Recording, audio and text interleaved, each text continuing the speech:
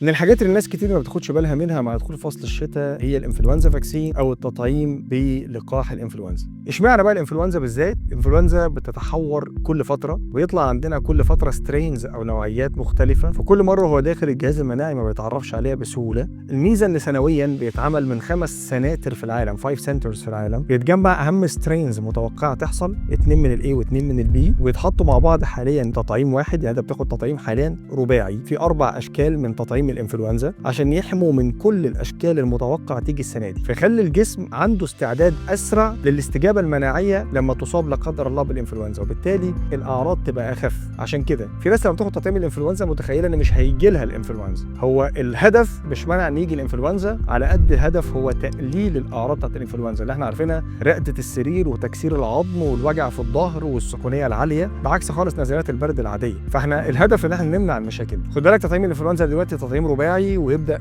استخدامه من عمر 6 شهور. الاطفال من عمر 6 شهور لعمر 9 سنين لو ما اتطعموش قبل كده هياخدوا جرعتين كاملين بينهم وبين بعض 4 اسابيع، وبالنسبه للكبار من فوق سن 9 سنين فما فوق بناخد جرعه واحده بس. الحوامل من اهم الناس اللي لازم تاخد تطعيم الانفلونزا، المرضعات نفس الشيء، وفي ميزه ان الاجسام المضاده بتنزل في اللبن فبتساعد كمان الطفل اللي لسه ما وصلش ل6 شهور عشان يتطعم. فخد بالك قد ايه تطعيم الانفلونزا مهم عشان يحمينا من مشاكل الانفلونزا اثناء الشتاء. افتكر دايما ان صحتك اهم.